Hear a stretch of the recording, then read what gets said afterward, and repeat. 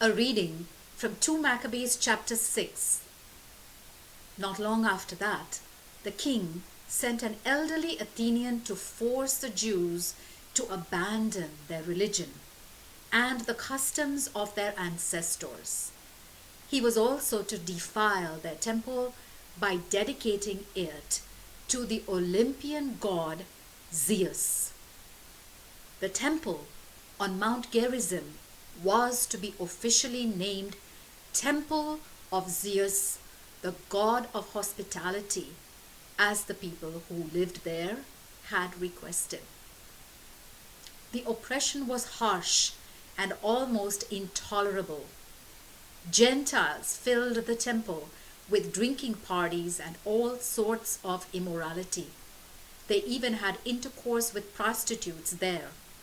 Forbidden objects were brought into the temple, and the altar was covered with detestable sacrifices prohibited by our law. It was impossible to observe the Sabbath, to celebrate any of the traditional festivals, or even so much as to admit to being a Jew.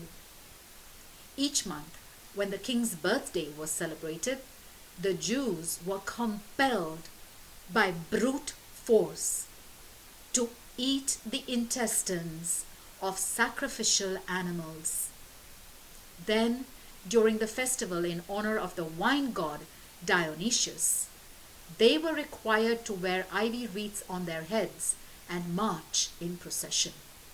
On the advice of Ptolemy, the neighboring Greek cities were also instructed to require Jews to eat the sacrifices. They were told to put to death every Jew who refused to adopt the Greek way of life. It was easy to see that hard times were ahead. For example, 2 women were arrested for having their babies circumcised. They were paraded around the city with their babies hung from their breasts. Then they were thrown down from the city wall. On another occasion, Philip was told that some Jews had gathered in a nearby cave to observe the Sabbath in secret. Philip attacked and burned them all alive. They had such respect for the Sabbath that they would not fight to defend themselves. I beg you not to become discouraged as you read about the terrible things that happened. Consider that this was the Lord's way of punishing his people, not of destroying them. In fact, it is a sign of kindness to punish a person immediately for his sins rather than to wait a long time. The Lord does not treat us as he does other nations. He waits patiently until they have become deeply involved in sin before he punishes them.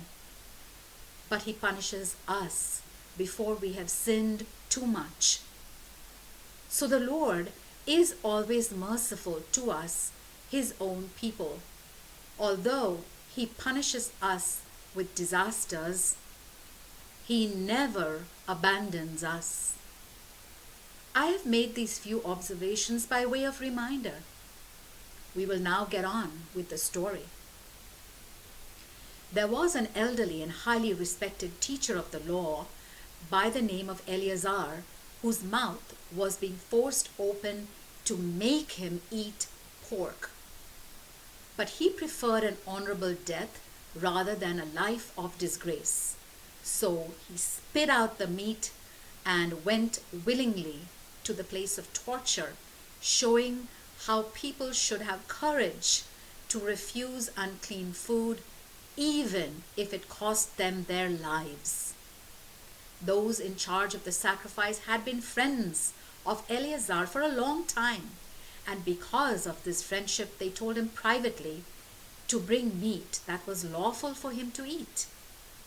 He need only pretend to eat the pork, they said, and in this way he would not be put to death.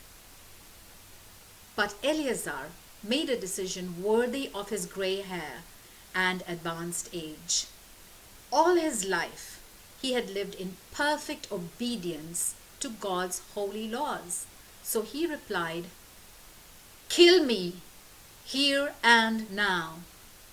Such deception is not worthy of a man of my years. Many young people would think that I had denied my faith after I was 90 years old. If I pretended to eat this meat just to live a little while longer, it would bring shame and disgrace on me and lead many young people astray. For the present, I might be able to escape what you could do to me, but whether I live or die, I cannot escape Almighty God. If I die bravely now, it will show that I deserved my long life. It will also set a good example of the way young people should be willing and glad to die for our sacred and respected laws." As soon as he said these things, he went off to be tortured, and the very people who had treated him kindly a few minutes before now turned against him because they thought he had spoken like a madman. When they had beaten him almost to the point of death, he groaned and said, "The Lord possesses all holy knowledge.